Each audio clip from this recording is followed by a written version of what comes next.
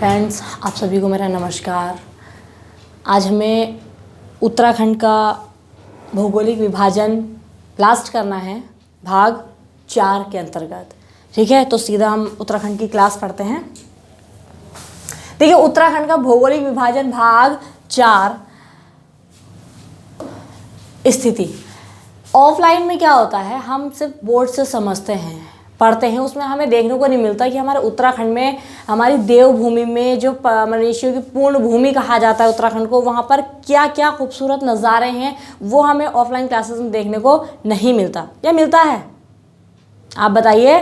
ठीक है, तो ये जो ऑनलाइन क्लासेस है आपको भरपूर फ़ायदा लेना है इससे। ठीक है, जो भी हमारे उत्तराखंड की स्थिति है, क्या उत्तराखंड इतना मतलब विशेष स्थान रखता है, विशेष दर्जा लिए हुए है उत्तराखंड, तो ऑनलाइन क्लास से आप देख सकते हैं कि हमारे उत्तराखंड में क्या क्या है। हालांकि घूमने नहीं जा सकता इंसान हर जगह पर, लेकिन ऑनलाइन से हम समझ सकते हैं, ऑनलाइन क्लासेस से, कि क्या स्थिति है हमारे उत्तराखंड की। तो हम जैसा कि पढ़ा था उत्तराखंड का भौगोलिक विभाजन, हमारा एक भाग रह गया था लास्ट, गंगा का मैदानी क्षेत्र। ठीक है, गंगा का मैदानी क्षेत्र, ये 8वां भाग लास्ट है उत्तराखंड के भौगोलिक विभाजन में। उसके बाद क्या स्थिति रहेंगी हम बाद में बात करेंगे, लेकिन अभी गंगा का मैदानी क्षेत्र। तो देखिए, मैदान हमने जैसे पहली वीडियो में बताया था कि मैदानी जिले हमारे 2 हैं उत्तराखंड में, ऊधम सिंह नगर और दूसरा है हरिद्वार। ठीक है, तो गंगा का मैदानी क्षेत्र, ये आपको ये भौगोलिक विभाजन, आई होप कि आपको ये सारी स्थिति समझ में आई हो कि कैसे कैसे ये ट्रांस हिमालय की स्थिति हुई। ये बृहद हिमालय है, ये मध्य हिमालय, उसके बाद दूंदुआर क्षेत्र, क्षैतिज घाटियाँ आ जाती हैं, शिवालिक क्षेत्र। ठीक है, भाबर क्षेत्र, भाबर की स्थिति बताई गई थी। इसके अलावा तराई क्षेत्र भी हो गया है। लास्ट आता है गंगा का मैदानी क्षेत्र। गंगा का मैदानी क्षेत्र, जहाँ गंगा मैदान में उतरती है, गंगा मैदान में उतरती है, समतल भाग कहेंगे भूमि का, मैदानी इलाका कहेंगे, मैदानी क्षेत्र कहेंगे, या मैदानी जिला कहेंगे। तो अधिकतर जो हरिद्वार है, तो हरिद्वार का जो क्षेत्र कहलाता है, यहाँ पर गंगा मैदान में उतरती है, तो गंगा का मैदानी क्षेत्र इसे कहा जाता है। अधिकतर हरिद्वार का भाग इसमें आ जाता है। ठीक है, तो दक्षिणी हरिद्वार का अधिकांश भाग गंगा के समतल मैदानी क्षेत्र का एक हिस्सा है। बता दिया गया है कि कहाँ से गंगा मैदान में उतरती है, तो वो जिला आ जाएगा हरिद्वार, गंगा का मैदानी क्षेत्र। इसके अलावा यदि देखा जाए तो गंगा के मैदानी क्षेत्र की विशेषता क्या है या खासियत क्या है, यहाँ की मिट्टी जो गंगा के मैदानी क्षेत्र की मिट्टी है वो 2 प्रकार की देखने को मिलती है। कौन कौन सी? देखिए, खादर और बांगर। अब खादर हम सीधा सीधा कह देते हैं खादर क्या और बांगर क्या। तो खादर जो नई जलोढ़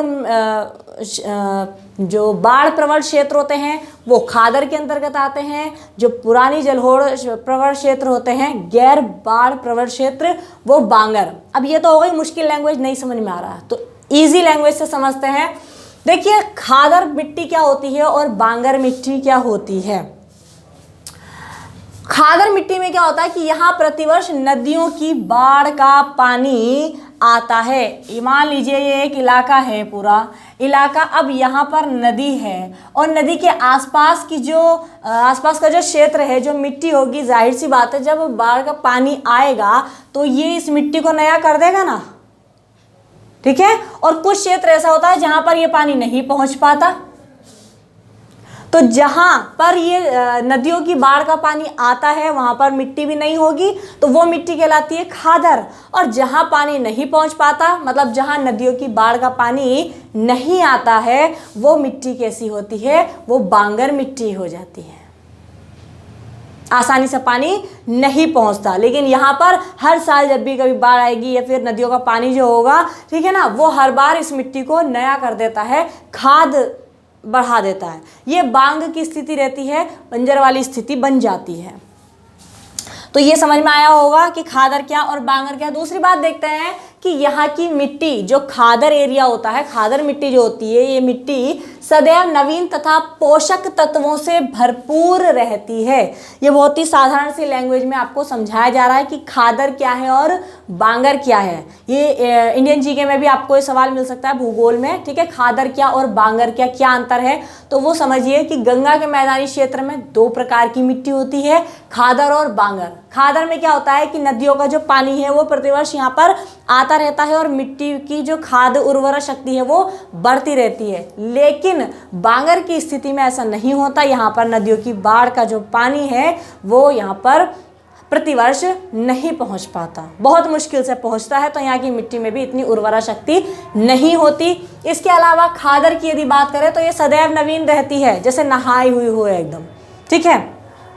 पोषक तत्वों से ये भरपूर रहती है। लेकिन बांगर की स्थिति क्या होती है कि ये सदैव पुरानी मिट्टी यहाँ पर जमी रहती है और यहाँ मिट्टी जो है वो कम उपजाऊ होती है। अब आप ऐसा ना समझें कि लिखे लिखा हमने कैसे ध्यान रखेंगे, तो देखिए फोटो में दिखाया गया आपको, इमेजेस के थ्रू दिखाया गया है। यहाँ पर देखिए फसल कितनी अच्छी हो रही है, सब तरफ हरियाली हरियाली, ये खादर मिट्टी की पहचान है, यह है खादर मिट्टी की पहचान है। और यहाँ देखिए कैसे कम उपजाऊ, मतलब इतना मज़ा नहीं आ रहा है यहाँ की फसल में, तो ये बांगर मिट्टी की पहचान है। आप दोनों ही देख सकते हैं भाई, खादर ठीक है जो पोषक तत्वों से भरपूर रहती है, उर्वरा शक्ति बहुत ज़्यादा रहती है, यहाँ प्रतिवर्ष नदियों का पानी आता रहता है, तो ये खादर की स्थिति है। और यहाँ स्थिति आ जाती है अगला देखें तो बांगर। आप दोनों में ही अंतर कर सकते हैं कि कितना फ़र्क है, कि यहाँ अगर हम खेती करेंगे तो क्या प्रभाव पड़ेगा और यहाँ अगर खेती करेंगे तो क्या प्रभाव पड़ेगा। तो इस प्रकार से गंगा के मैदानी क्षेत्र में हमें दो प्रकार की मिट्टी मिली, खादर और बांगर। इसके अलावा यहाँ पर खेती कैसी होती है, तो पानी का इलाका ज़्यादा है, तो पानी जो फसलें पानी ज़्यादा मांगती हैं, ठीक है, वो यहाँ पर होंगी। ये देखिए गन्ना, गेहूं, धान आदि यहाँ की मुख्य फसलें हैं। यानी कि दक्षिणी हरिद्वार की बात करें या गंगा के मैदानी क्षेत्र की बात करें, ठीक है ना, तो यहाँ पर गन्ना है, गेहूं, ये वो फसलें हैं जो सर्वाधिक, जिन फसलों को सर्वाधिक पानी चाहिए होता है, ठीक है। जब भी ये फसलें, ये खेती करनी होती है किसी को, ये फसलें उगानी होती हैं, तो ये वही उगेंगी जहाँ पर सर्वाधिक मात्रा में पानी होगा। तो ये तराई क्षेत्र हुआ या फिर गंगा का मैदानी क्षेत्र, पूरा तरी वाला स्थान है ये, ठीक है, पानी वाला स्थान है। गंगा मैदान में उतर रही है यहाँ पे, उसका सारा पानी, गन्ना है, गेहूं, धान आदि यहाँ की मुख्य फसलें हैं। तो ये रहा था भाई गंगा का मैदानी क्षेत्र। 8 भौगोलिक विभाजन जो था उत्तराखंड का वो यहाँ पर समाप्त होता है। आगे देखते हैं, अब उत्तराखंड की जलवायु को देखते हैं। यहाँ मौसम कैसा रहता है, यहाँ पर यहाँ की जलवायु कैसी है, ठीक है ना। अब लगभग कुछ सवाल तो आप जानते होंगे। उत्तराखंड की जलवायु की यदि हम बात करें तो देखिए जलवायु से रिलेटेड 2 सवाल बनते हैं, एक तो मौसम और दूसरा जलवायु। क्या ये दोनों एक ही हैं या अलग अलग हैं? थोड़ा बहुत अंतर है। मौसम अल्पकालिक होता है और जलवायु दीर्घकालिक होती है। सबसे बड़ा अंतर, बहुत छोटे से 2 शब्दों में बात खत्म, कि जो अल्पकालिक दशाएं होती हैं, ठीक है ना, वायुमंडल की जो अल्पकालिक दशाएं होती हैं वो मौसम, जैसे हम कह सकते हैं मौसम बदल गया, तो वो हो सकता है 1 माह का समय रहा हो या फिर 1 दिन में 1 सप्ताह का समय ले सकता है मौसम, 1 दिन का समय ले सकता है, ठीक है ना। तो ये मौसम की स्थिति अल्पकालिक स्थिति रहती है और जलवायु जो है वो दीर्घकालिक, जो लंबे समय तक वायुमंडल में स्थिति रहती है, दशाएं रहती हैं, दीर्घकालिक वो जलवायु कहलाती हैं। तो ऐसा ही हमारे उत्तराखंड की जलवायु 3 प्रकार की यहाँ पे ऋतुएं मिलती हैं, शीत ऋतु, ग्रीष्म ऋतु और वर्षा ऋतु। लेकिन इससे जो जुड़े हुए सवाल हैं हमें उस पर ध्यान देना है कि सवाल क्या बन के आते हैं हमारे उत्तराखंड की दृष्टि से। देखिए अल्पकालिक वायुमंडल दशाएं मौसम कहलाती हैं। बहुत छोटा सा सटीक आंसर है कि मौसम और जलवायु में अंतर क्या है। तो वायुमंडल में जो अल्पकालिक दशाएं होती हैं उन्हें मौसम कहा जाता है। ये 1 सप्ताह की हो सकती हैं, 1 महीने की हो सकती है, 1 दिन का भी हो सकता है मौसम की यदि बात करें तो, ठीक है। लेकिन जबकि दीर्घकालिक मौसमी दशाएं जलवायु कहलाती हैं। यही मौसमी दशाएं जो होती हैं जब दीर्घ लंबा समय ले लेती हैं वो क्या कहलाती हैं? जलवायु कहलाती है। इसके अलावा जो जलवायु का निर्धारण होता है वो तापमान, वायुदाब, पवनों की दिशा कैसी है, उनकी गति कैसी है, इन सब के आधार पर इसका निर्धारण होता है। राज्य की जलवायु को 3 भागों में बांटा गया है। जल की स्थिति देखकर, वायु की स्थिति देखकर यहाँ पर जो उत्तराखंड की जलवायु है उसे 3 मुख्य भागों में बांटा गया है और वो 3 भाग आते हैं ग्रीष्म ऋतु, वर्षा ऋतु तथा शीत ऋतु। अब इनसे हमारे सवाल कैसे बनते हैं? ये तो नॉर्मली है, सभी जानते हैं, ठंडा, गर्मी और बरसात सभी जानते हैं, लेकिन हमारे उत्तराखंड के सवाल बनते हैं, बन चुके हैं और आगे भी बनेंगे, तो ध्यान दीजिएगा। सबसे पहला है ग्रीष्म ऋतु। ग्रीष्म ऋतु की अवधि मध्य मार्च से मध्य जून तक रहती है। पहली बात तो ये कि मध्य मार्च से मध्य जून तक रहती है और इसे स्थानीय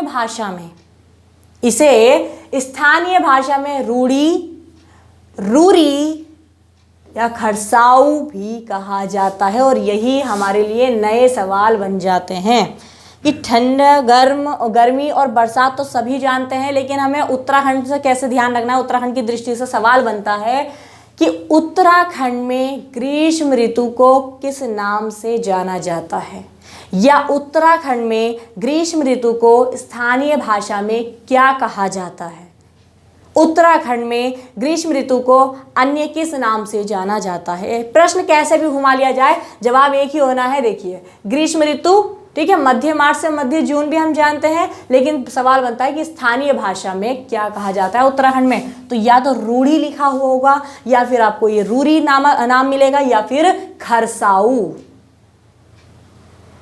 ठीक है, और अभी हाल फिलहाल के एग्जाम में ये सवाल भी आ चुका है उत्तराखंड में। तो ये ना सोचेगा कि आसान है, आसान तो सब है, सभी कुछ पढ़ा जाता है, लेकिन एग्जाम टाइम में ऐसा होता है कि सबसे ज़्यादा पढ़ा हुआ सवाल ही हमारे दिमाग से निकल जाता है, वही हम गलत करके आ जाते हैं। तो ऐसी स्थिति नहीं होनी चाहिए। आपको ध्यान रखना है कि सवाल क्या बन रहा है। लेवल देखिएगा कि ग्रीष्म ऋतु हमारे उत्तराखंड की जलवायु में आती है, ठीक है, लेकिन इसे स्थानीय भाषा में क्या कहा जाता है? रूरी कह दें या खरसाऊ के नाम से इसे जाना जाता है। वर्षा ऋतु की अवधि मध्य जून से मध्य अक्टूबर तक रहती है और इसे स्थानीय भाषा में, फिर नया सवाल कि इसे स्थानीय भाषा में चौमास या बसखियाल भी कहा जाता है। कौन सी ऋतु को कहा जाता है भाई? वर्षा ऋतु को चौमासा 4 महीने की, ठीक है। बसखियाल ये स्थानीय भाषा में कहा जाता है उत्तराखंड की लैंग्वेज में आपको थोड़ा फर्क मिलेगा, पहाड़ी लैंग्वेज है आखिरकार, ठीक है ना। तो नए शब्द, जो भी नए शब्द आपको मिले वही आपके सवाल बन करके एग्जाम में आते हैं। तो ग्रीष्म ऋतु को स्थानीय भाषा में रूरी है, खरसाऊ के नाम से जाना जाता है। इसके अलावा वर्षा ऋतु की यदि बात करें तो बसखियाल है, चौमासा के नाम से जाना जाता है। तो वर्षा ऋतु से सवाल ये भी बनता है कि सर्वाधिक वर्षा वाला स्थान हम कह दें या सर्वाधिक वर्षा वाला हिमालय क्षेत्र कौन सा होगा। सवाल इस तरह से भी बन सकता है। तो देखिएगा कि राज्य में सर्वाधिक वर्षा किस स्थान पर होती है? ये नरेंद्र नगर में 318 सेंटीमीटर तक वर्षा होती है। और ये नरेंद्र नगर की स्थिति आती है उत्तराखंड के टिहरी गढ़वाल में। नरेंद्र नगर कहाँ पड़ता है? टिहरी गढ़वाल में पड़ता है। तो राज्य में सर्वाधिक वर्षा वाला स्थान अगर प्रश्न बनता है तो जवाब होगा नरेंद्र नगर की स्थिति टिहरी गढ़वाल। कितनी वर्षा होती है इसमें?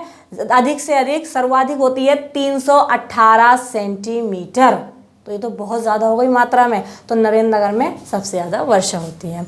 इसके अलावा जबकि सर्वाधिक औसत वर्षा मसूरी में, इसके बाद यदि स्थिति देखी जाए तो मसूरी जो कि देहरादून में पड़ता है, इसकी यहाँ पर होती है 242 सेंटीमीटर, ठीक है। और वैसे अगर हम अपने उत्तराखंड राज्य की औसत वर्षा का अनुमान लगा लें तो औसत वर्षा है उत्तराखंड की 150 से 200 सेंटीमीटर तक। बस जो राज्य की औसत वर्षा इतनी रहती है 150 से 200। लेकिन कुछ स्थान ऐसे हैं कि जहां बहुत कम है और कुछ स्थान ऐसे हैं जहां बहुत ज़्यादा है। जैसे कि बहुत ज़्यादा में यदि हम देखें तो सर्वाधिक वर्षा नरेंद्र नगर, 200 से बहुत ज़्यादा हो गई, 318 सेंटीमीटर तक वर्षा यहाँ पर होती है। दूसरा स्थान यदि देख लें औसत वर्षा, तो दूसरा स्थान मसूरी कहा जाता है, 242 सेंटीमीटर। ये भी हमारी राज्य की औसत वर्षा से कई अधिक है। और तीसरी ऋतु आती है शीत ऋतु। शीत, ठंड। शीत ऋतु की अवधि मध्य अक्टूबर से मध्य मार्च तक रहती है। इसे स्थानीय भाषा में, फिर नया सवाल, ठीक है, कि शीत ऋतु यदि हम कह रहे हैं तो इसे स्थानीय भाषा में ह्यून के नाम से, ह्यून कह दें या ह्यूंद भी कह सकते हैं। ये रियूंद भी लिखा हुआ मिलेगा कहीं आपको, रियूंद। उच्चारण की बात है, उच्चारण में फर्क हो जाता है, कोई किसी लैंग्वेज से बोलता है, कोई किसी, तो थोड़ा वर्णों में अंतर आ जाता है। ह्यून, ह्यूंद या रियूंद के नाम से भी इसे जान जाता है। कौन सी ऋतु को? शीत ऋतु को, ठीक है। शीत ऋतु को स्थानीय भाषा में किस नाम से? ह्यून, ह्यूंद या रियूंद भी कहा जाता है। अब उत्तराखंड में शीत ऋतु में पश्चिमी विक्षोभ के कारण वर्षा होती है। पश्चिमी विक्षोभ जो कि हम कहते हैं भूमध्य सागर या फिर कैस्पियन सागर, अरब सागर, इन सब से जो पश्चिम में मतलब एक तूफान सा आता है, और वो तूफान इतना भारी होता है कि वो एकदम वर्षा कर देता है। अचानक की जो वर्षा होती है वो पश्चिमी विक्षोभ कहलाती है,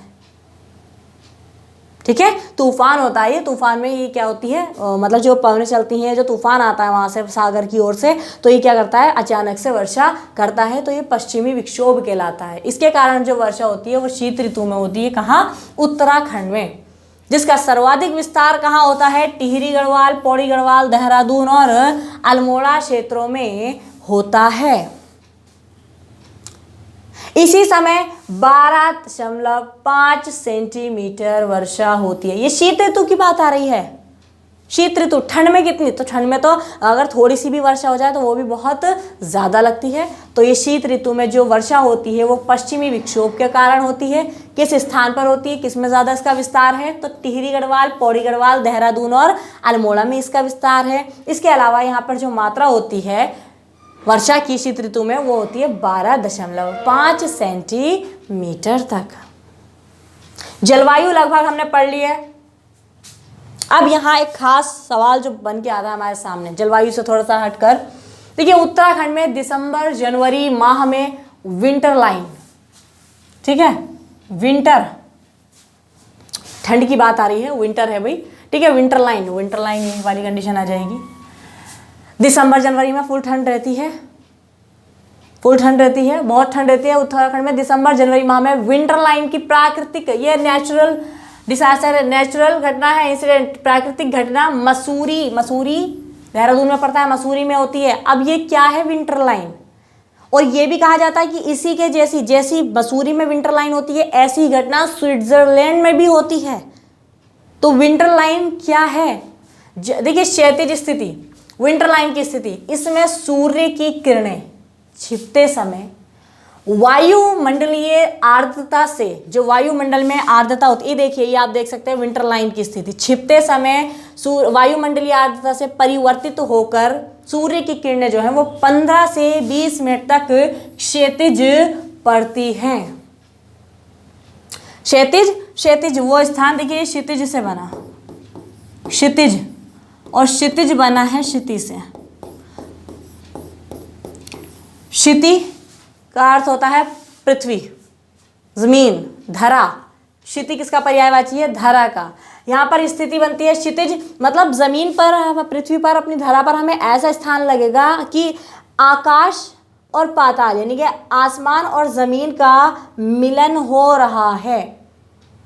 ये प्राकृतिक घटना होती है, ठीक है। तो ये क्षितिज, और क्षितिज से बना है क्षैतिज पड़ती है, जो सूर्य की किरणें जो प्रभाव डालती हैं वो क्षैतिज स्थिति को उत्पन्न करती है, और यही कहलाती है विंटर लाइन, ठीक है। कि सूरज छिपते समय क्या होता है, वायुमंडलीय आर्द्रता से प्रभावित होकर के उसमें परिवर्तित होकर के 15 से 20 मिनट तक सूर्य की किरणें कैसी पड़ती हैं? क्षैतिज, मतलब कि आड़ी पड़ती हैं।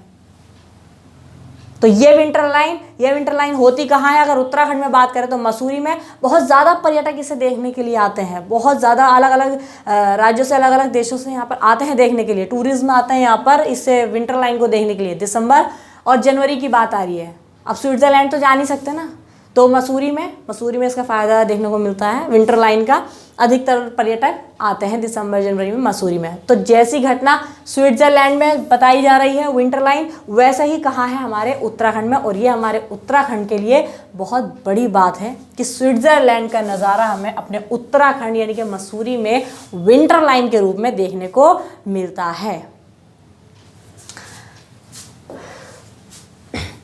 अब स्थिति यदि आ जाए भूकंप की, क्योंकि हमारे 8 भौगोलिक विभाजन, लेकिन 8 भौगोलिक विभाजन में हमने आपको बताया था कि किस तरह से वृहत हिमालय और ट्रांस हिमालय के मध्य में इंडो सांगपो भ्रंश रेखा है, ठीक है ना। मतलब मैंने बताया था कि वहाँ पर भूकंपीय प्रभावित क्षेत्र भी देखने को मिलेंगे। इसके अलावा लघु या मध्य हिमालय और बात आ जाए वृहत हिमालय के मध्य में भी एक रेखा हमने पढ़ी थी, मुख्य केंद्रीय भ्रंश रेखा। तो ऐसी आपदाएं जिनसे हमारा उत्तराखंड बहुत प्रभावित होता है, एक तो भूकंप और दूसरा आता है भूस्खलन।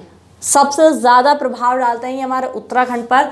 तो भूकंप की स्थिति, भारत में 5 भूकंपीय क्षेत्र हैं, रिक्टर स्केल से मापा जाता है भूकंप की तीव्रता। तो भारत में 5 भूकंपीय क्षेत्र यानी कि जोन हैं, जिसमें से 2 क्षेत्र कहाँ आते हैं, उत्तराखंड के अंतर्गत आते हैं। यह भूकंप की स्थिति, भूकंप देखते हैं। टिहरी बांध की स्थिति जाननी होगी। टिहरी बांध का नाम आता है, जो मुख्य केंद्रीय भ्रंश रेखा है वो थोड़ी सी टिहरी बांध के नीचे से भी होकर के गुजरती है। ये इस तरीके से मुख्य केंद्रीय भ्रंश रेखा की स्थिति इस तरह से होती है, ठीक है। अब हम वृहत हिमालय देखें, ट्रांस हिमालय देखें, या लघु या मध्य हिमालय देखें, या शिवालिक, इनके बीच में जो हमने रेखाएं इस तरीके से देखी थी ना, जो रेखाएं हमने इस तरह से देखी थी, वो भ्रंश कर रही है ना पृथ्वी को। तो कुछ केंद्र में थी, कुछ इंडो सांगपो कहलाई। तो ये क्या है, मुख्य केंद्रीय भ्रंश रेखा, ये इस तरह से बांट देती है। तो जाहिर सी बात है, जब कहीं भूकंप आएगा तो इसके आसपास का जो क्षेत्र होता है वो सर्वाधिक प्रभावित होगा, उस पर बहुत ज़्यादा प्रभाव पड़ेगा और बहुत ज़्यादा नुकसान भी उठाना पड़ जाता है। टिहरी बांध के नीचे से गुजरती है मुख्य केंद्रीय भ्रंश रेखा। इसके अलावा यदि हम बात करें तो इसके आसपास के एरिया है। अब जोन कौन कौन से हैं हमारे उत्तराखंड के, वो देख लेते हैं। तो 2 बताए गए थे, 2 में से देखें, एक तो आता है जोन 4 और दूसरा आता है जोन 5। तो भूकंप से प्रभावित क्षेत्र कौन कौन से हैं। सवाल बनता है उत्तराखंड में कि जोन 4 में जिले आते हैं कौन कौन से हैं। फिर प्रश्न बनता है कि जोन 5 में उत्तराखंड के जिले शामिल हैं, यानी कि अति प्रभावित क्षेत्र कहा जाता है इन्हें। एक तो हमारा उत्तराखंड वैसे ही पहाड़ी राज्य है, वहाँ अगर भूकंप या भूस्खलन हो गया तो बहुत ज़्यादा मुश्किल आ जाती है, ठीक है ना। तो ऐसी स्थिति में हमारे लिए जो सवाल बनता है भूकंप 4 और भूकंप 5, उसको ध्यान रखिए। देखिए ये दे रखा है पूरा ये वाला जिला। पहले भूकंप 4 की बात कर लेते हैं। ये स्थिति आती है उत्तरकाशी की, कौन से जोन में आता है, जोन 4 के अंतर्गत आता है उत्तरकाशी जिला। दूसरी स्थिति, अब तो मैप रीडिंग सबको पता है, जिले आप बता सकते हैं आराम से। देखिए ये स्थिति देखें, ये कौन सा जिला है, पश्चिम में देहरादून की स्थिति। इसके अलावा हरिद्वार में इतना नहीं है, वो तो खुद वैसे ही तराई वाला स्थान है। ये देखिए ये स्थिति, ये जिला कौन सा होगा भाई, ये है टिहरी गढ़वाल जो अभी बांध हमने देखा था, टिहरी बांध की स्थिति, ठीक है ना। तो ये उत्तरकाशी हुआ, देहरादून है, टिहरी गढ़वाल है। इसके अलावा ये स्थिति, ये पट्टी के रूप में कौन सा जिला है, कौन सा है, उधम सिंह नगर। इसी के उत्तर में यदि देखा जाए तो कौन सा जिला है, नैनीताल। तो ये सब जोन 4 के अंतर्गत आते हैं। स्थिति में आप में देखनी हो तो ये है, और वैसे आपको नाम पढ़ने हो तो नाम है देहरादून है, टिहरी, उत्तरकाशी, नैनीताल और उधम सिंह नगर। लेकिन मैप में थोड़ा सा ध्यान रखिएगा, उत्तरकाशी है, देहरादून है, टिहरी गढ़वाल है, इसके अलावा उधम सिंह नगर और नैनीताल। अब जोन 5 की स्थिति अति संवेदनशील जिले, क्योंकि स्टेज पहुंच गई 5 पर, और 5 जितनी मात्रा बढ़ती जाएगी, जितनी संख्या बढ़ती जाएगी, उतना ही खतरा ज़्यादा रहेगा। तो 5 में देखते हैं कौन कौन से। देखिए ये स्थिति आई है इधर, यह है रुद्रप्रयाग जिला, इसी से लगा हुआ है। रुद्रप्रयाग के बाद ये स्थिति आती है चमोली के बाद ये देखिए ये स्थिति पिथौरागढ़, ये वाला एरिया। ये यहीं पर इसी से लगा हुआ है बागेश्वर, और बागेश्वर के बाद ये स्थिति आ जाती है अल्मोड़ा की। समझे? ये जोन 4 की स्थिति। अब एक सवाल बहुत बढ़िया है यहाँ पे, जोन 4 के अंतर्गत जिले आते हैं 5 और जोन 5 के अंतर्गत जिले आते हैं 6। ठीक है ना? जोन 4 में 5 जिले आते हैं और जोन 5 में 6 जिले आते हैं। एक जिला बढ़ जाएगा, जैसा जोन उससे एक जिला बढ़ा दीजिएगा।